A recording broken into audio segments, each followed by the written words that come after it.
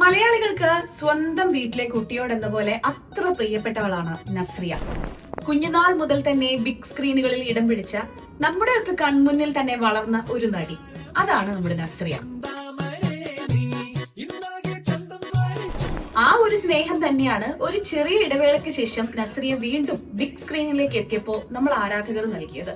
അതിന് നസ്രിയെ ഞങ്ങൾ അറിയാത്തവരല്ലല്ലോ, പിന്നെ ഇതൊക്കെ എന്തിനാ ഇപ്പൊ പറയുന്നേ എന്ന് പലരും ഇപ്പൊ ചിന്തിച്ചിട്ടുണ്ടാവും. അതിനുകൊണ്ടൊരു കാര്യം, ഇന്ന് മലയാളത്തിന്റെ സ്വന്തം നസ്രിയയ്ക്ക് പിറന്നാളാണ്. ടെലിവിഷൻ ചാനലിൽ അവതാരകയായിട്ടായിരുന്നു നസ്രിയ തന്റെ കരിയർ ആരംഭിച്ചത്. പിന്നീട് 2006 പുറത്തിറങ്ങിയ പളുങ്ക് എന്ന ചിത്രത്തിലാണ് ബാലതാരമായിട്ട് നസ്രിയ അഭിനയ രംഗത്തേക്ക് എത്തുന്നതും. 2013 പുറത്തിറങ്ങിയ മാഡ് ഡാഡ് എന്ന ചിത്രത്തിലൂടെയാണ് നായികയായി സിനിമയിലേക്ക് അരങ്ങേറ്റം കുറിക്കുന്നതും. അവതാരക, അഭിനേത്രി എന്നതിലുപരി നല്ല ഗായികയാണ് എന്നുകൂടി നസ്രിയ തെളിയിച്ചിട്ടുണ്ട്. പല ചിത്രങ്ങളിലും നസ്രിയ പിന്നണി ഗായികയായിട്ടും പ്രവർത്തിച്ചു. ഇതുകൂടാതെ സിനിമാ നിർമ്മാണ രംഗത്തും താരം തന്റെ ചുവട് ഉറപ്പിച്ചിട്ടുണ്ട്.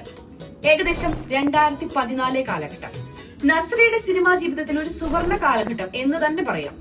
സലാല മൊബൈൽസ്, ഓം ശാന്തി ഓശാന, വായ് മൂടി പേസവും, സംസാരം ആരോഗ്യത്തിന് ഹാനികരം, ബാംഗ്ലൂർ ഡേയ്സ്, തിരുമണം എന്നും നിക്കാഹ് എന്നീ സിനിമകളാണ് ആ സമയത്ത് പുറത്തിറങ്ങിയത്. അതേ വർഷം തന്നെയാണ് 2014 മികച്ച നടിക്കുള്ള കേരള സംസ്ഥാന ചലച്ചിത്ര പുരസ്കാരവും നസ്രിയ സ്വന്തമാക്കുന്നത്. ശേഷം വീണ്ടും ചെറിയ ഇടവേള. പിന്നെ 2018 കൂടെ എന്ന ചിത്രത്തിലൂടെ തിരിച്ചുവരവ് നടത്തി. പിന്നീട് 2020 2 സിനിമകളാണ് നസ്രിയ ചെയ്തത്, ട്രാൻസും മണിയറയിലെ അശോകനും. നസ്രിയ ഒടുവിൽ അഭിനയിച്ചത് ബേസിൽ ജോസഫ് നായകനായ സൂക്ഷ്മദർശിനിയിലാണ്.